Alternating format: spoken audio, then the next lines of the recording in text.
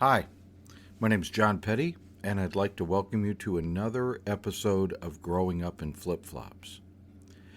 I've entitled this episode, That Song. I grew up in the Methodist Church.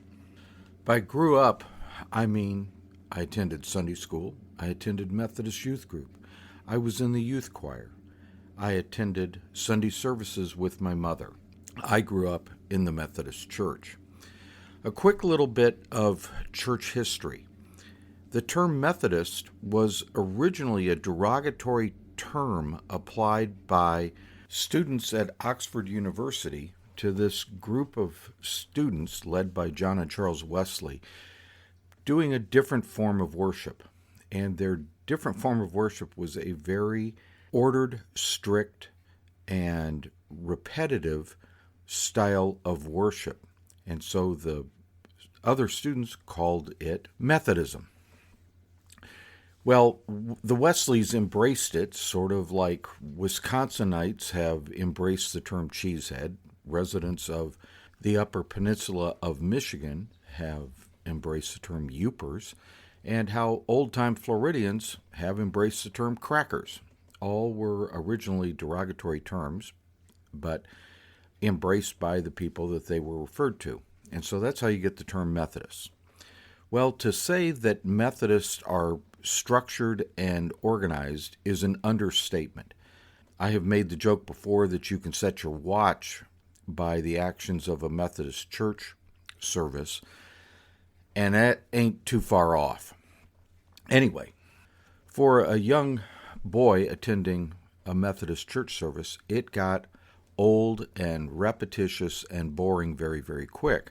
My mother recognized this and always carried a supply of pipe cleaners in her purse, and during the service she would just hand me a couple, and I'd sit there and play and bend and make little figures with pipe cleaners while listening to the service. When the hymns were being sung or anything like that, I didn't have to stand up. I could just sit there and play with my pipe cleaners. And the hour that I was in there just went by more quickly. But even playing with the pipe cleaners and being in these services week after week, I recognized that the order and I knew what to expect next. Now, in the church, you had the congregation facing one direction, and then you had a raised platform where the two ministers sat, and then behind them was what we referred to as a choir loft, and the choir was up there, and they faced the congregation. So you're in the congregation, you're in the audience, you're looking up, you see the pastors up on their platform, and then the choir facing you behind them. The choir entered into what was known as the choir loft, which was basically a story and a half to maybe 2 stories high, and it was terraced, so different layers of the choir could be seen. But there were 2 doors on either side of the choir loft that they came upstairs and entered that. Well, anyway, the choir would enter and sit there. When there were hymns being sung in the order of service, the choir would stand up.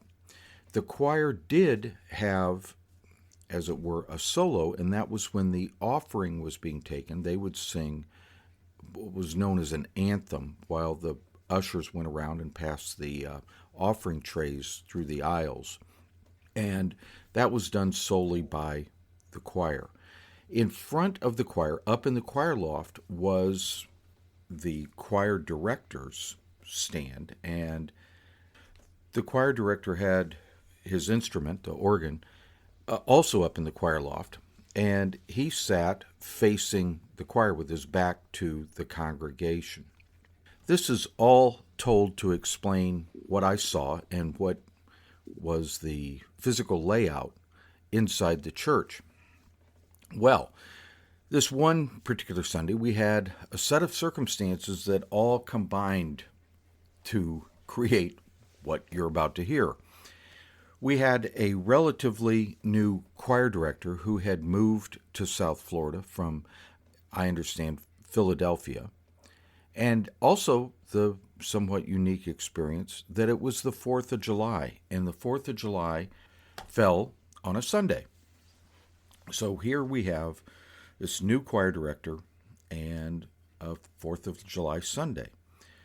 We get around, and I know it's time for the offering, so I have to sit up because I have to pay attention because there's going to be a offering plate that's going to go through my hands, and one of my great fears in life was spilling the offering plate and having all those coins and whatever fall at my feet. I have heard that happen on occasion. But anyway, what happened was I looked up and I was expecting to see the choir, under the choir director's direction, stand up and then with a sweep of his hands instruct the choir to stand up, and you hear the chairs rustling and everything. But in this case, there were, about 5 little elderly ladies, blue hair and all, that got up with military precision, stood up, left face, and marched out single file by themselves. They opened the door to the choir loft, and the last one in line shut the door. And as they went out, then the choir director stood up and with the sweep of his hands instructed the choir to stand, and they performed the offertory anthem. Well, then the anthem ended. The ushers brought the offering plates up to the pastors where they received it. It was placed up near the altar. And the choir director instructed the choir to be seated.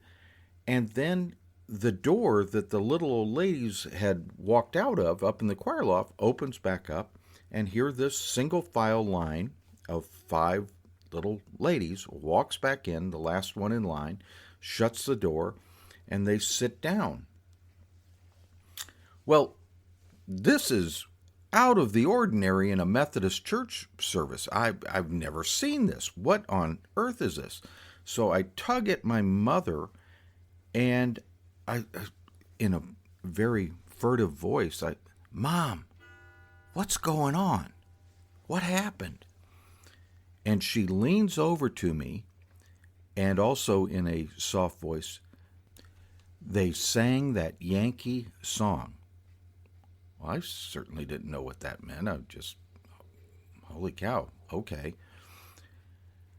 I later realized that Yankee song was the choir director from Philadelphia on the 4th of July in a South Florida church in the early 1960s had them sing the Battle Hymn of the Republic. A little bit of long memories and people not forgetting. I still am amazed at the long memory that would have led these 5 women in unison to refuse to sing the Battle Hymn of the Republic 100 years after the Civil War. I can only imagine as an adult the bickering and all the comments that were made behind the scenes when the choir found out that they were going to be singing the Battle Hymn of the Republic as the offertory anthem.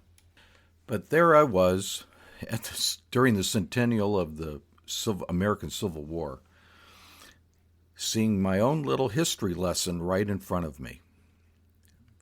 Just absolutely to this day, it amazes me that these women had such long memories and took what they believed to be such a principled stand. And also I smile at the thought of my mother whispering to me that Yankee song. Thank you again for listening. I hope you enjoyed this episode.